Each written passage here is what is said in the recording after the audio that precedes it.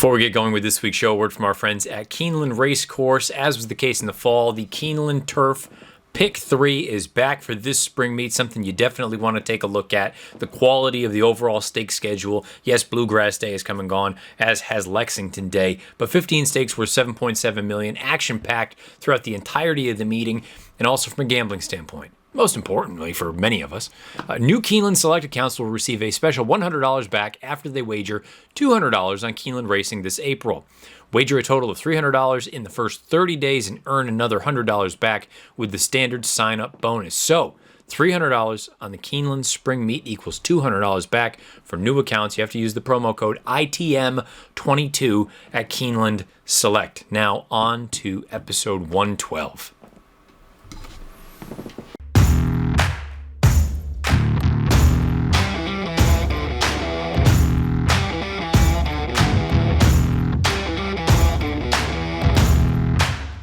What's happening? Welcome into the Matt Bernier Show, part of the In the Money Media Network. My name is Matt Bernier. You can follow me on Twitter at Bernier_Matt. Today is Monday, April the 18th, 2022. It is episode 112, and it's going to be about the Oaks.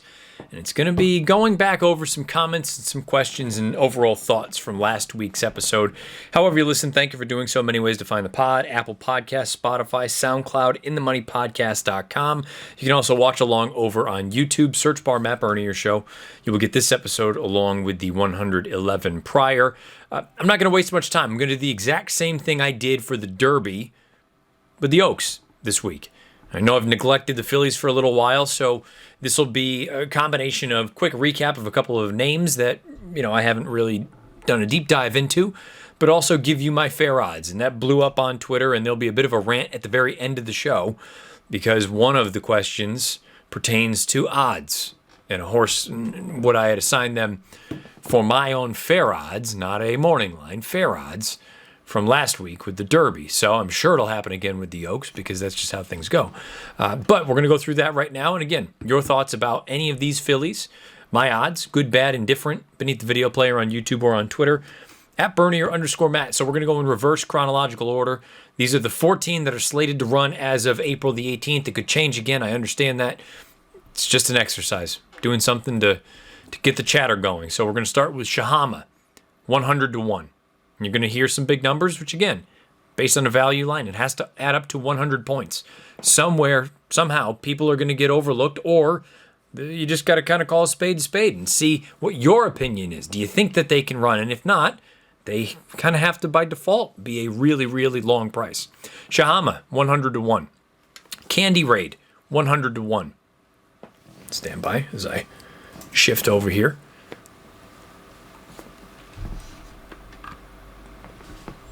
Cocktail Moments, 100-1. Hidden Connection, 15-1. Turner Loose, 50-1. Goddess of Fire, 15-1. Secret Oath, 8-1. Venti Valentine, 13-1. Nostalgic, 10-1. Desert Dawn, 30-1. Ugiri, 20-1. Nest, 5-1. Echo Zulu, 8-1. Kathleen O, 4-1. So, based on the thought that any horse greater than 6-1 does not represent a likely win scenario, I would be looking to bet two horses. I'd be looking to bet either Kathleen O or Nest. If I needed to make a selection today, knowing what we know, this is before training, we'll see how they all take the Churchill Downs, so many different things. If I needed to make a pick today, I would pick Nest. I know she's a little bit slower than some of the other big names in here, but the way that she ran at Keeneland, I thought she was fantastic. And if you'll go back and listen to some of our happy hours from last year, I noted that if she had gone in the Breeders' Cup, I would have thought about picking her. I think Nest all along, she's a prime example of a filly who looks the part. The numbers aren't there yet. And again, I wouldn't have bet her in any of those other races that she's run into this point because she's the opposite of what I'm looking to do. If you look good and are slow, but you're 15-1, fine. If you look good but are slow and a short price, I'm not going to bet on you. She finally ran a relatively fast race in the Ashland. More importantly, I think she looked better than she's ever looked.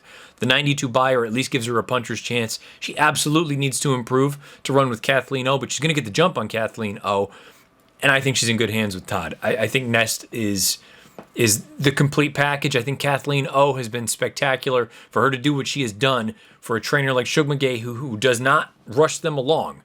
He only runs them when they're ready to go. For her to do what she's done, I think she deserves to be the favorite in this year's Oaks. And this is an Oaks that is extremely deep. You'll note the difference in my value line for this field versus the Kentucky Derby. Granted, there are 6 more horses in the Derby that at least 1 point needs to be assigned to. But this race is a much more bunched up group of horses compared to the Derby. The Derby is extremely top heavy for me. And again, because there are so many horses and so many entries, you can't help but have many 50 and 100 to 1 shots. With the fillies, with 14 horses, you can be a little bit more selective. You've only got 4 horses, or I do anyway, at 50 to 1 or greater. And again, this is not a morning line. I'm not projecting what they're going to be bet at because Echo Zulu is not going to go off at 8 to 1. I know that for a fact. I went back and watched that run from the fairgrounds, and I couldn't get past it. I thought she should have done much more than she did, and if it was nothing more than a means to an end, great, she should improve, but she's going to have to. On the buyer scale, she's 10 points slower than Kathleen O. She's 4 points slower than Echo Zulu. If I think she's going to improve by leaps and bounds, that's one thing. But truth be told, you can't make her 4 to 1, or it becomes really difficult anyway, to justify making Echo Zulu 3 or 4 to 1 and Hidden Connection, a filly that I think is good. I don't think she's a superstar. She basically just lost a nose bob. That to me signifies a real scenario in which those two are much closer than maybe I had thought they were, or certainly as 2-year-olds. And to justify making one a quarter of the price of the other, or make, if you want to look at it the other way, make one 4 times the price of the other, that just doesn't make a lot of logical sense. So accordingly, I had to knock Echo Zulu down a few pegs. And if she wins, so be it. But she's going to need to run much faster. She should be forwardly placed in a race that, aside from Turner Loose, do you have proper burners in here? Fenty Valentine, I don't think, is an absolute need to lead type. Ugiri will be forwardly placed. But, I think this is a good group. And I think the top of the market, as good as it is, they're not slam dunks because of tactics. Kathleen O is going to have to rally from off of it. Nest, as much as I like her, she does need to improve. She's not going to win the Kentucky Oaks with a 92 buyer. Secret Oath. I have that planted in the back of my head now, the thought that perhaps she's going to find a 1 1/8 a little bit too demanding for her. But I do think it's a fantastic race. And the beauty of going ahead and making a value line is you can go through and day of, when the odds pop up in the tote, you can look at it and go, this is where I'm getting fair value based on my opinion of the race, not the morning line makers. In the big picture, what difference does the morning line maker's opinion mean? It doesn't. It doesn't make a difference. What is your opinion? And it's not what you're projecting them to go off at. Echo Zulu won't be 8 to 1. She'll probably be 3 to 1, maybe even 5 to 2. Maybe Kathleen O will be 5 to 2. Maybe she won't be 4 to 1. And if she is, I won't be betting her because I'm not getting a fair shake. You go through, you make a line like this to identify overlays and underlays for that matter. And yes, you may get an overlay on Goddess of Fire. If I have her at 15 to 1, she goes off at 20 to 1. But if you're just being honest, 15 to 1 shot's not a very likely proposition. That's 6 points. That means that out of 100 times you run the race, you think she wins 6 of them. That's not a prime betting opportunity. So if you want to throw a few bucks on her, go on. But I wouldn't suggest making giant wagers on horses that you make a big price to begin with, and just because they go off at 2x that's funny money. That's taking a flyer. That's not a prime bet. If I can get 6 to 1 on Nest or 5 to 1 on Nest, that's a prime bet because I like her. I have her as one of the favorites, one of the most likely winners of the race, and I think she can get it done. That's a prime betting opportunity. Not looking at a 25 to 1 shot that goes off at 50 and you say, I got a giant overlay. You do have an overlay, but you didn't give her much of a chance to begin with. So we're kind of splitting hairs at that point. That's going to be it for this segment. Again, I have Kathleen O as the most likely winner. The second most likely winner I have is Nest. And then we have co-third choices as far as most likely winner is concerned. Not morning line, most likely winner. Echo Zulu and Secret Oath. Let me know your thoughts about the 14 fillies that as of April 18th are set to go in the Kentucky Oaks. Let me know if you agree with the odds, disagree with the odds. Thoughts about any of the fillies in here? Again, I thought Kathleen O was spectacular in the Gulfstream Oaks. Thought Echo Zulu was frankly disappointing in the Fairgrounds Oaks. Nest, I've already spoken about. The Arkansas form, just in general, I don't like, boys or girls for the most part, aside from Secret Oath. But then again, you think about that too. How can you say one without the other? So if I don't love the form of the boys or the girls, how can I be overly thrilled with Secret Oath in the big picture? I think she has a big chance. I think she's very talented. But more and more I look at it, it's hard for me to sit here with a straight face and say, I think that Arkansas path is strong. Same thought that I have with the boys coming out of Florida. I just don't think that it's a very strong group. Not that they're bad horses, but going up against the best of their generation, I think they may be up against it a little bit. Again, let me know your thoughts about the 14 fillies that are currently slated to go in the Kentucky Oaks the first Friday in May. Now we will transition into comments, thoughts, and questions from last week's show, predominantly about odds. Let's go through some of the comments and questions from last week's show. Some of them go nicely together, so I'll probably rip off a couple at a time talking about one topic. Others are just comments, and I'll acknowledge and see what we think going forward. And based on this and any of the Oaks talk, if you have any thoughts, questions, comments, concerns, beneath the video player on YouTube, as many of you did last week. This had to be one of the largest amount of comments I think we've had in quite some time, 81 beneath last week's show. So let's start with a combination from Trish Smith and Ben Fitz. Let's start with Trish. I understand your comment about the wood with so many horses improving. However, is there any time when you don't look at it as a red flag? For instance, certain times in the year when 2 or 3 year old crop can start to improve figures and see forward progression, or big races like Breeders' Cup, where you know all the horses have been pointing and training up to try to get their best efforts on these days, so it isn't crazy to see many horses in field with buyer tops? Or is it better to avoid that line of thinking and question numbers in general for races that come back high? Ben Fitz, Matt, doesn't it figure that trainers will have their 3-year-old prep to run the best race of their career in a Grade 1 last Derby prep to get in the Kentucky Derby? I think any trainer would be disappointed if their horse did not run the best race of their career, so it is not surprising that more than half the field in the wood ran the best race of their life. So to both of these points, first, Trish, you're right. I mean, this time of year, I guess if it is going to happen, this is when it's at least understandable, because they are 3-year-olds, they are lightly raced, and to Ben's point as well, they're pointing for this race. But when Ben lays it out, and I guess that's the thing for me, I think any trainer would be disappointed if their horse did not run a career best in a race like this. That's exactly my point, though. It is not often, although they are cranked up and trained to peak, it's like any other athlete. That doesn't mean that they're going to. I'm just thinking of it in totality, and I could be entirely wrong about the wood. But for me, it becomes difficult in any race, with the exception of early 2-year-old races where they haven't really run at all, to see majorities of fields run the best that they've ever run, especially knowing that some of them don't want to go that far, may not like the racetrack, the pace scenario may not be advantageous to them running one of their best races, whatever the case may be. They may not have felt well that given day.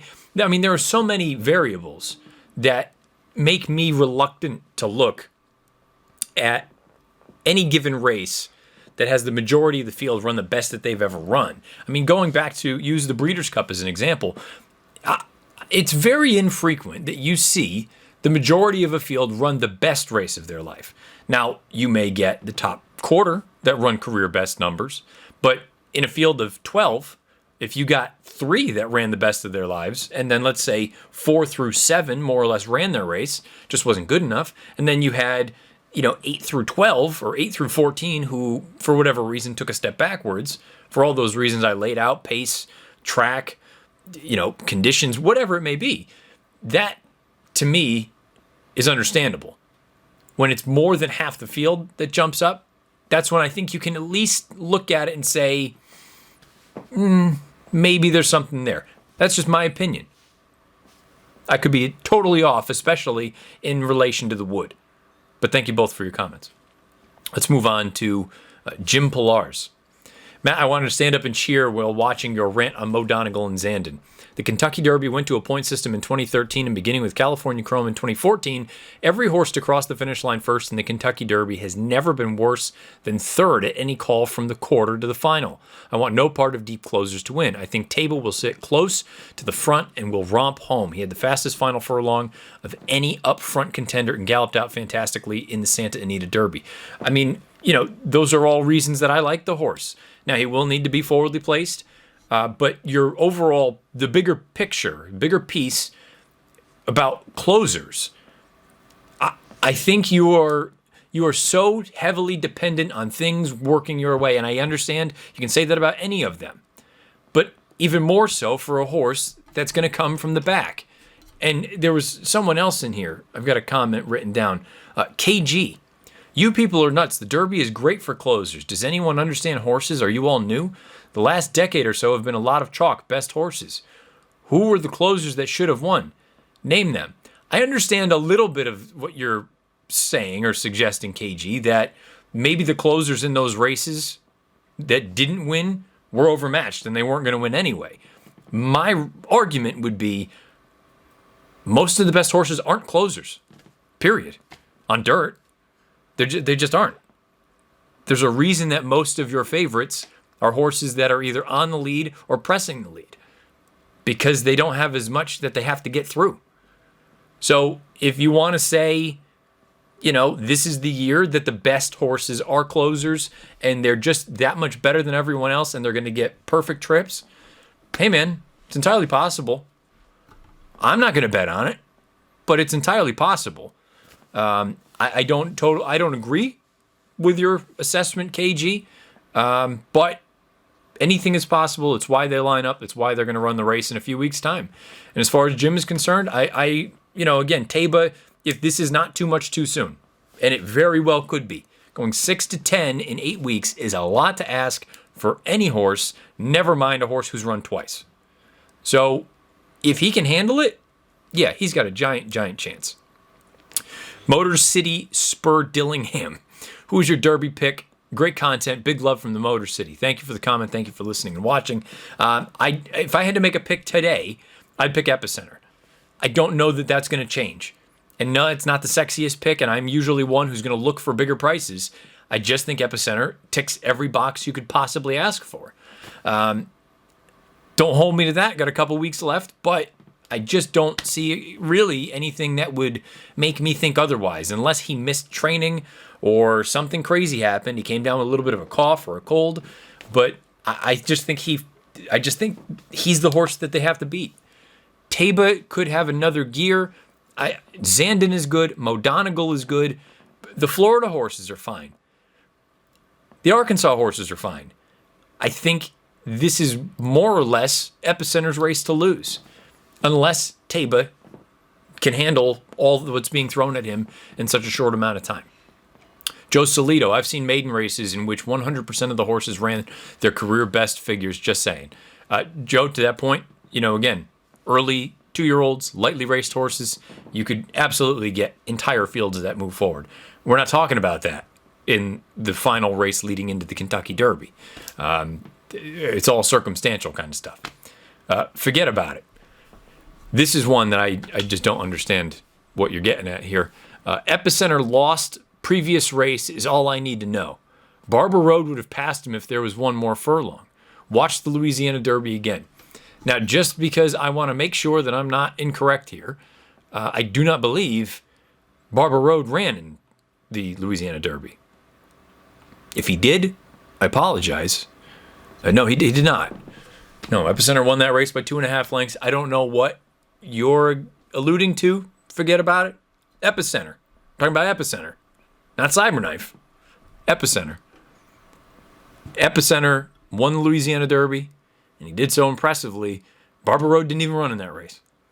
So, I don't know what you're getting at. He was also throwing a lot of shade. That's fine. You don't agree with the take, so be it. Not the end of the world, but at least get your facts right. Horse didn't even run in the race. John G., all aboard the Taba train, LOL. Yeah, perhaps I am going a little, overboard, but contextually putting it all in focus. What he's done in 2 races, we haven't seen.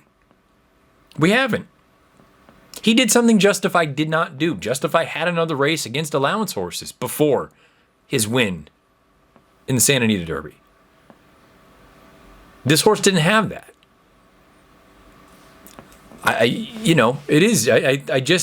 That's all I'm trying to convey. If you don't like the horse, that's entirely up to you. And I don't care that the horse is based in the West Coast. We'll get to that.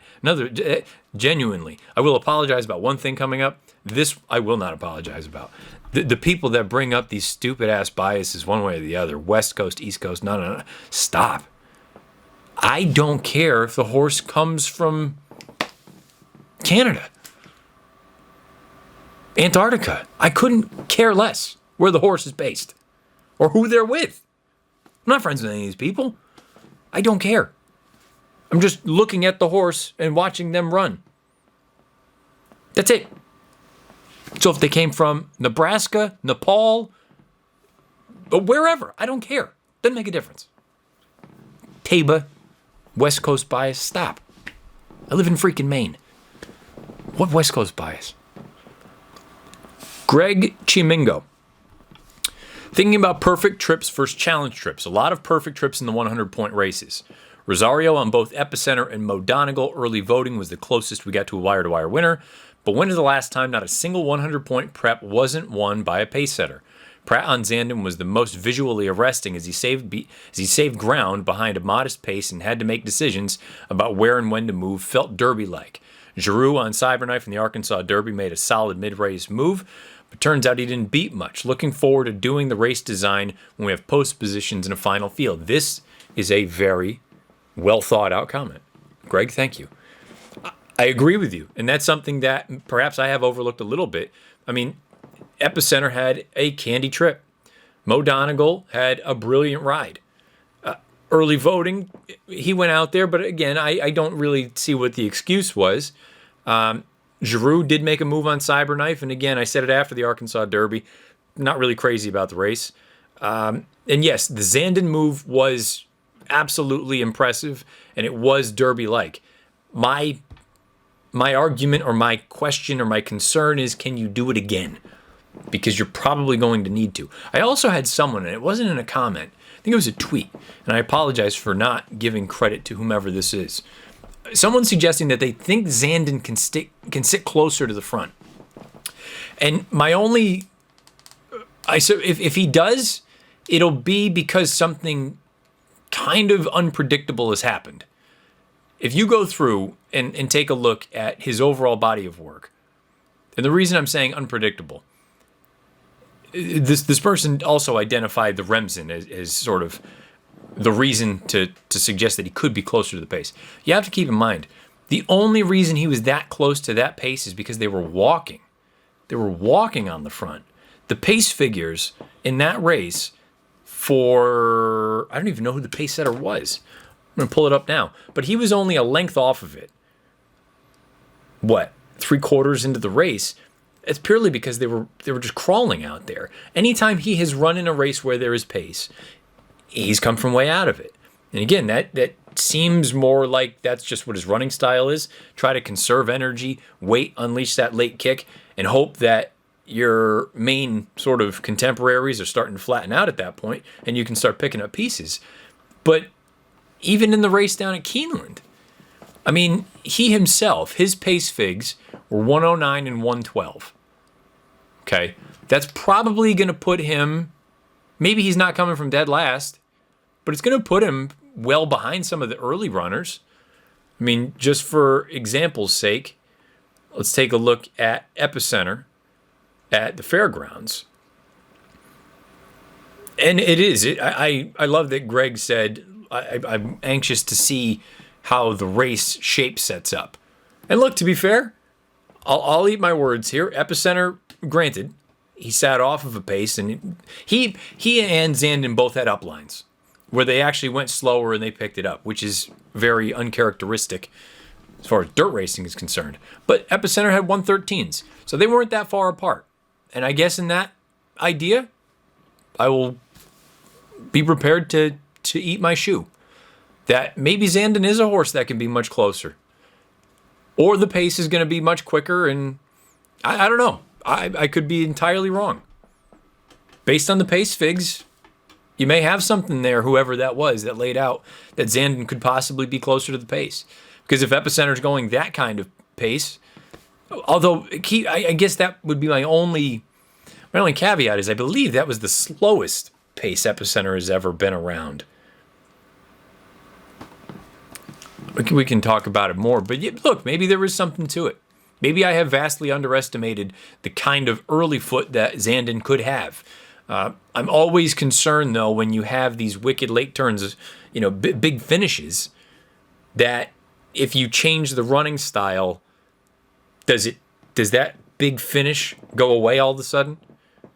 You had that wild kick, but that was when you were just waiting, and then you kicked away. If you got to use a little bit more early, do you still have the finish?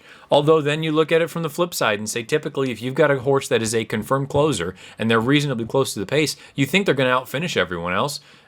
Who knows? Maybe I'm talking myself into Zandon.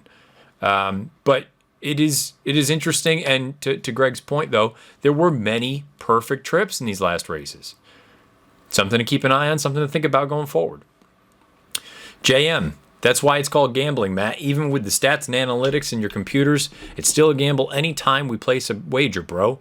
We can try and envision the race 100 times, but shit happens. You handicap the race, you feel confident and comfortable with your picks. You place your wagers and watch and enjoy the race. The time to be nervous is when you place the bet, not when the race starts. I understand your point to a degree, JM, but you can say that it is a gamble, but you're trying to make a calculated risk. You're not sitting there playing roulette where you have no idea what's going to happen with that. Part of the reason I think the Kentucky Derby is one of the most overrated things that there is because it feels a little bit like roulette because of all the shit that can happen. You get a bad trip. You miss the break. You don't get the position that you wanted. The track comes up funny. You're running in front of 170,000 people, which they'll never ever do ever again. There are a number of things, and if you're not running it through your head, I think you're probably going about it slightly the wrong way. But you're right. I mean, look, at its core, it's gambling. I don't think anybody said otherwise. Jack Woods. This is where I will apologize. Jack Woods, Matt, you have your opinion on Taba, and that is fine. But to basically call people a moron if they did not agree with you, excuse me, let me try it again. Matt, you have your opinion on Taba, and that is fine. But to basically call people a moron if they do not agree with you about him is kind of outrageous, especially with your track record. Guess it all depends on how you feel about Messier, because he's the only other horse who did any running in that race. Other fave backed out of the race early, and rest of field was trash. I do apologize if I came off a little bit sort of, if you don't agree with me, you're an idiot.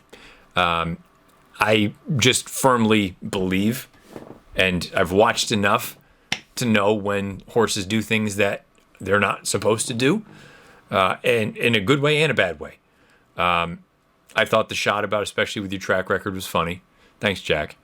By the way, I still will take my track record over just about anybody as far as figuring out who can do what possibly down the road. But your point is well taken. Yeah, I shouldn't have come off as sort of aggressive as I did about if you don't believe in this horse, then you don't know what you're talking about.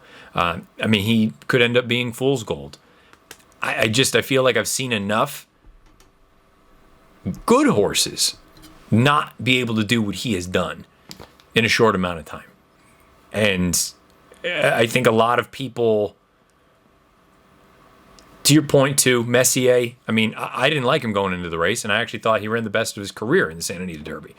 But yeah, again, I apologize for coming off as a jerk in that instance. Certainly was not my intention. I don't know. It's one of those things that I feel like when you see something almost like a unicorn or a shooting star or any, thing from mythology of like, wait a minute, that's not normal. We don't see that. Horses aren't supposed to be able to do that. And when they do, I think we're supposed to take notice. And it's just the number of people, I think. It's this right here. It's Tony Kyriakidis. Okay, West Coast guy. Who paying you, Baffert? Team cheater? Charge It isn't seasoned enough, but Taba is interesting. Both ran how many times? You blasting Zandon and Mo? Good, I hope they win either or. Again, the West Coast thing I don't care if you think I'm a jerk with this. It is the dumbest thing you could say for trying to make an argument. It's because you don't have any other sort of substance to an argument. I don't care if this was a former Baffert horse, a former Matt horse, a former Bill horse, a former John horse. I don't care who used to have the horse. I don't. It doesn't make a difference to me. The name right now, as far as the trainer is concerned, is Tim Yakteen. I don't give a shit. I really don't. Charge It isn't seasoned enough, but Taba is. Both ran how many times?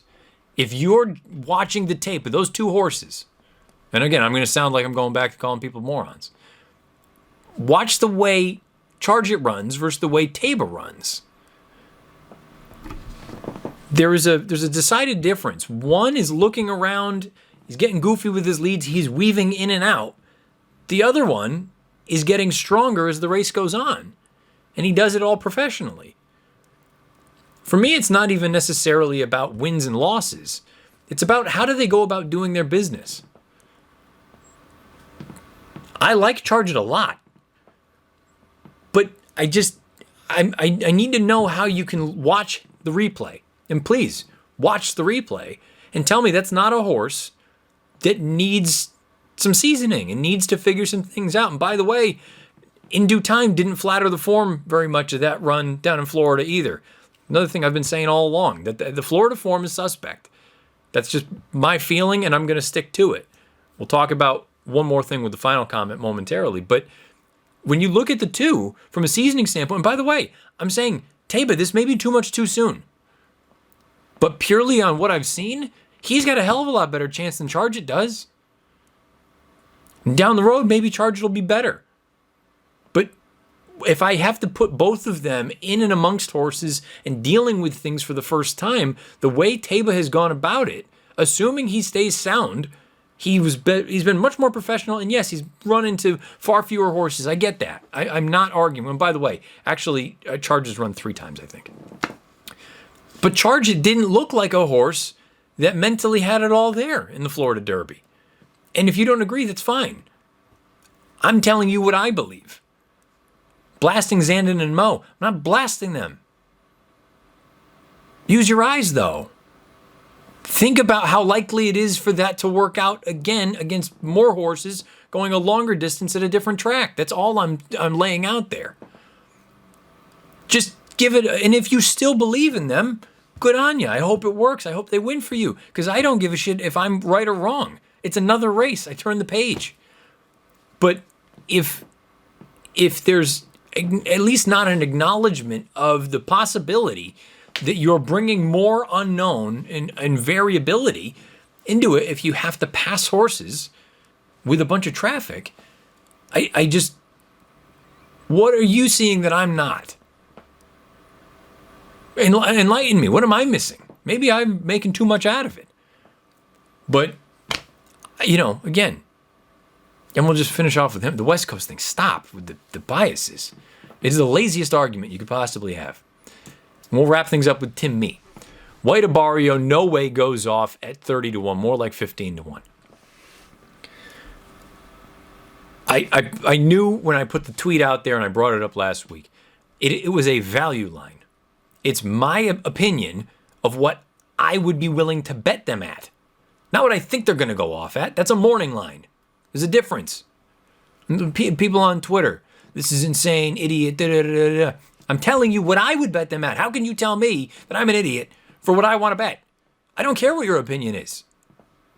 I want to bet them at this price. I'm not saying that's what they're going to be. Somebody pointed out, well, you're not going to be making many bets.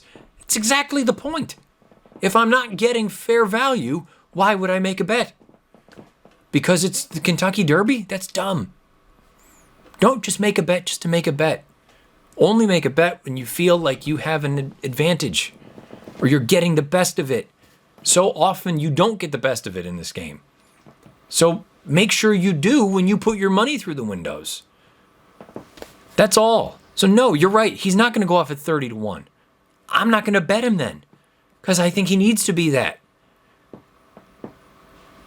A value line is a person's opinion of what they would bet the horse at, not what they will be at. They're not even close, the two things. More like 15? Maybe he would be 15. If you want, I'll do a morning line exercise next week. Would that make it better? And we can compare and contrast what my value line would be versus the morning line. They're going to be way different. The morning line is a projection of how the race will be bet. The value line is what I would be comfortable betting them to win at. They're like not even close. Anyone listening, I hope that is like abundantly clear at this point. Because the amount of people on Twitter that were going wild with it, and some of these, it's not what I think they're going to go off at. It's what I would be willing to bet them at. Value line versus morning line.